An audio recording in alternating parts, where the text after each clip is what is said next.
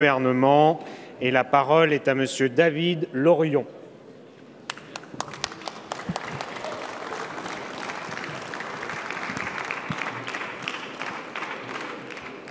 Monsieur le Président, Monsieur le ministre d'État, Monsieur le ministre de l'Éducation nationale, chers collègues, je voudrais me faire le porte-parole aujourd'hui des milliers d'étudiants et de leurs parents qui devront dans quelques semaines s'inscrire, notamment sur ce logiciel qu'on appelle APB, Admission post-bac, dont vous savez certainement, Monsieur le ministre, la cacophonie qui a été en 2017, laissant sur le carreau plus de 117 000 étudiants au mois de juin qui n'avaient pas encore trouvé de filière universitaire, 90 000 étudiants après le bac qui n'avaient toujours pas trouvé de filière universitaire et plus de 4 000 étudiants en septembre qui n'ont pas trouvé à s'inscrire dans les universités et les formations supérieures.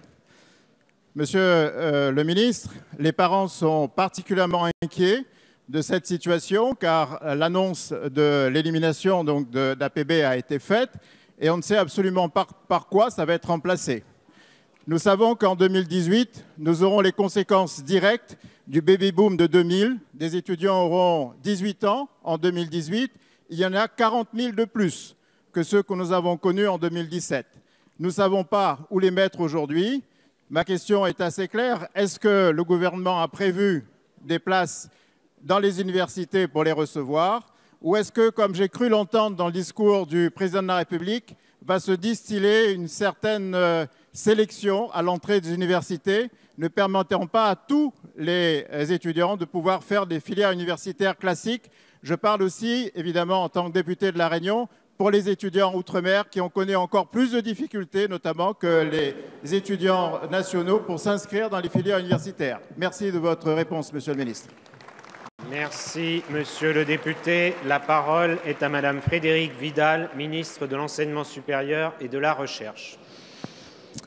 Monsieur le Président, Mesdames et Messieurs les députés, Monsieur le député David Lorion, la situation au 25 septembre faisait état de 3 500 candidats qui n'avaient pas eu d'affectation. Et à ce jour, comme le travail a continué dans les rectorats et les universités, ils ne sont plus que quelques dizaines.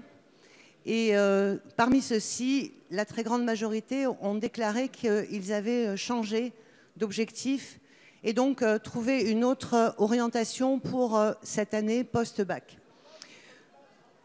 La situation a donc été prise en main dès la fermeture d'APB en juillet, de façon à ce que nous arrivions à cette situation qui, certes, n'est pour autant pas satisfaisante. C'est pourquoi, le 17 juillet dernier, j'ai lancé une concertation dont le rapport me sera remis demain, qui a permis de réunir 27 organisations représentant des personnels, représentant des étudiants, des parents d'élèves, des élèves, de manière à ce que des propositions puissent être faites pour que, conformément aux engagements qui ont été pris par le Premier ministre, il y ait, pour la rentrée 2018, non seulement plus de tirage au sort, mais aussi une amélioration des conditions de vie étudiante.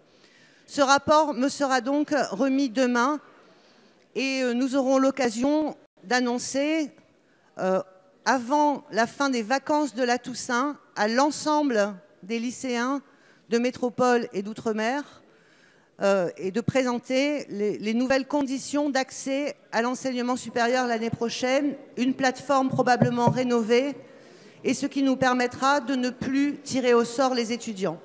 Concernant les universités ultramarines, évidemment, j'ai eu une attention particulière pour ces universités, et en ce qui concerne l'Université de La Réunion, il n'y a plus aucun étudiant.